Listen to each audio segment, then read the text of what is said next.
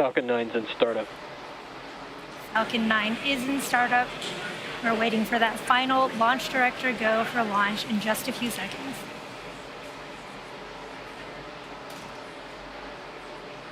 Launch director, go for launch. We have that final go from the launch director. All systems are go. Let's listen in to the terminal count and watch as Falcon 9 takes our 49 Starlink satellites to orbit.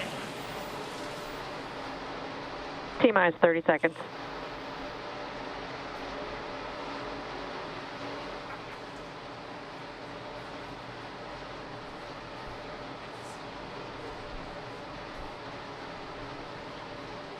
T-minus 15 seconds. 10, 9, 8, 7, 6, 5, 4, 3, 2, 1, 0. Ignition and liftoff.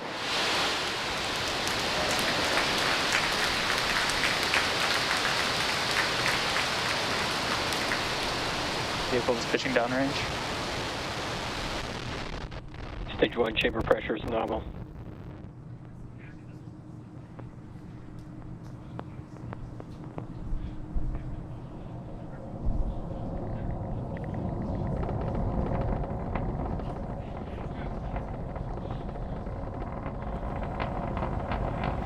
Falcon 9 has successfully lifted off from Launch Complex 39A at Kennedy Space Center, carrying our stack of 49 Starlink satellites to orbit. Moments ago, we throttled the engines down Telemetry nominal. in preparation for max Q, or maximum aerodynamic pressure, which will happen here in just a few seconds at T plus 1 minute and 12 seconds. Falcon is supersonic.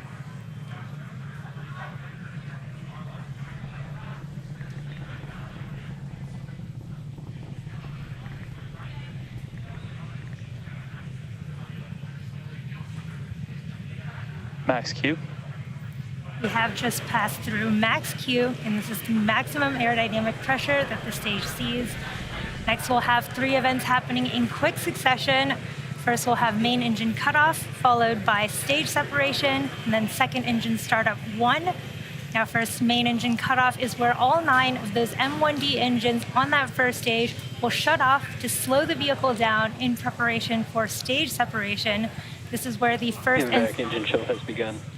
This is where the first and second stages will separate, with the first stage starting to make its way back to Earth for landing, while the second stage continues on its journey to the third event of second engine startup 1. And this is where that single MVAC engine on the second stage will light up and propel the second stage along with the Starlink satellites to orbit. We're a little under 30 seconds away from these 3 events. And you'll want to watch out for fairing deploy, which is going to happen shortly after that. Hopefully we get cool live views from the second stage camera of those fairing halves popping off.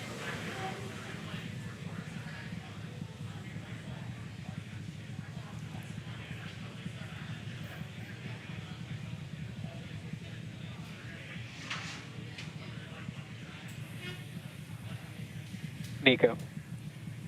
Stage separation confirmed.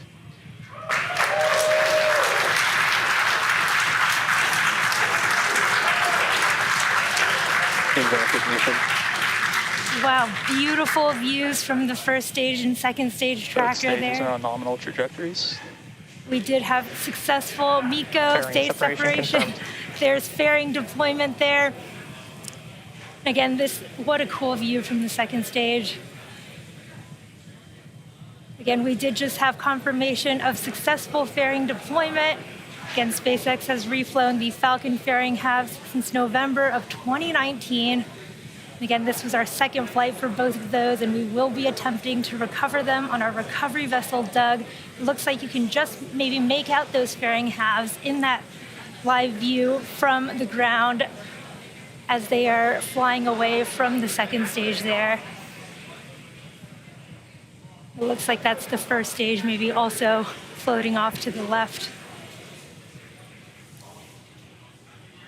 Now, as stage 2 heads towards its targeted drop-off orbit there, stage 1 will execute 2 burns in order to make its way back home to Earth. Now, the first is an entry burn. Now, this is where 3 of the M1D engines will reignite, and this helps to slow the stage down as it re-enters the upper parts of the Earth's atmosphere. Now, the second burn, of course, is the landing burn, and this is a single engine burn that brings the vehicle speed down rapidly in order to land on the drone ship. Acquisition signal.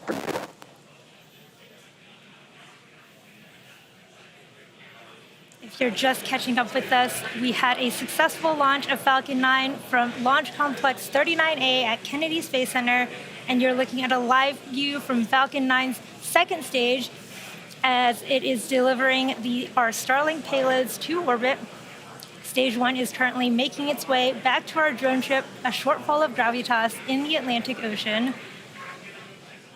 We had beautiful views from the ground of the first and second stage plumes there just a little while ago.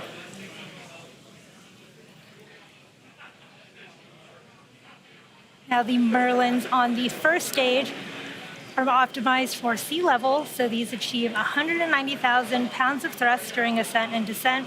And in contrast, the MVAC engine, which you see on your screen right now, is optimized for 220,500 pounds of thrust in vacuum.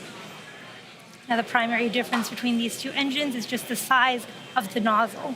The MVAC nozzle is a lot larger than the M1D nozzles on first stage. Now, the Falcon 9 is equipped with 4 hypersonic titanium grid fins positioned near the top of the first stage. And the first stage is using these grid fins to help navigate and reorient itself as it heads back home to Earth.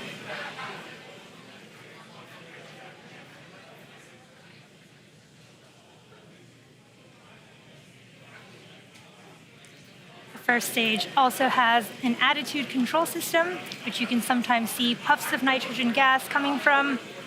And this attitude control system also helps that first stage orient itself as it returns home.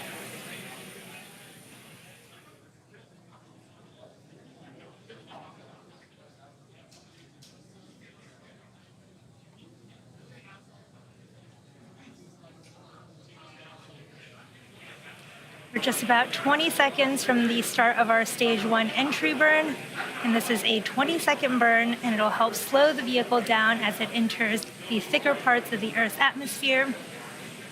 And this is a 3-engine burn, and it is 3 engines in a row on the first stage. Stage 1 FTS is safe.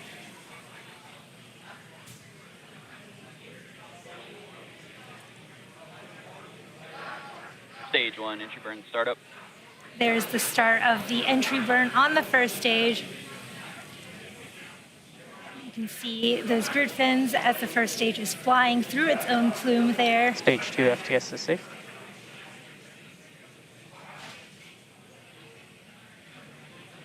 Stage 1 entry burn shut down. We did just have a successful stage 1 entry burn there. And for those who follow along, you'll know that the soot on the rocket, second stage trajectory, is still nominal. As I was saying, the soot on the rocket indicates that it's been flown before. So the fuel that we use on Falcon 9 is rocket-grade kerosene, or RP1, which is carbon-based. So when it burns, it generates soot. Now, as the booster approaches the landing site and does that long re-entry burn that we saw it fly through its own plume, which deposits that soot back onto the first stage. Now, you can see this sometimes on the pad. The soot is still stuck onto the first stage from its previous flights. And if you watch closely to your onboard camera during landing, you might be able to see soot sticking on the lens of those cameras as well. Now, coming up in just a few seconds, we will have the start of our stage 1 landing burn. This will be another about 20-second burn. Hopefully, it will land us on our drone ship, a shortfall of gravitas. Stage 2 terminal guidance. In the Atlantic Ocean. Stage 1 startup.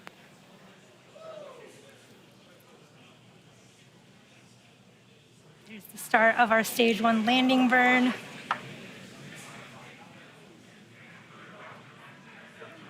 Cool views of the drone ship approaching. Stage 1 landing leg deploy.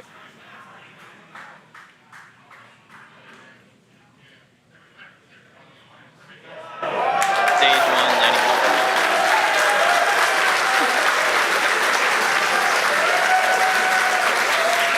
Right there on the middle of the drone ship.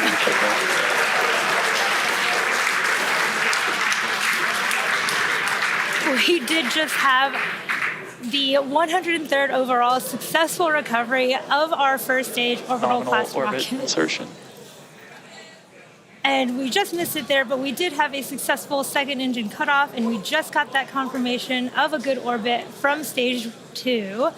Now, next up, we'll have one more burn on the second stage that will position the vehicle for payload deployment. Expected loss of signal, Cape. But we are awaiting the deployment of our 49 Starlink Expected loss satellites, of signal, Bermuda. which is scheduled to occur about 6 minutes from now at T plus 15 minutes. However, you may have just heard the call out for expected loss of signal. Again, this means we won't have live audio or visual confirmation of payload deployment due to lack of ground station coverage, but we will acquire signal with our ground station in Kodiak, Alaska at T plus 1 hour and 20 minutes. So for those of you who are interested, we will keep the audio-only countdown nets up on our YouTube channel, and we'll confirm successful payload deployment on our social media channels. But with that, that brings tonight's webcast to a close. Thank you to the Range and Federal Aviation Administration for supporting tonight's mission, to all of our viewers, as well as our Starlink customers. Starlink is live in Slovakia and Slovenia, and that means we are now live in 27 countries and regions around the world. To learn more about Starlink or to find out if service is available in your area, head over to starlink.com. Be good to one another. Thanks for joining us. Have a great evening, and as always, see you next time.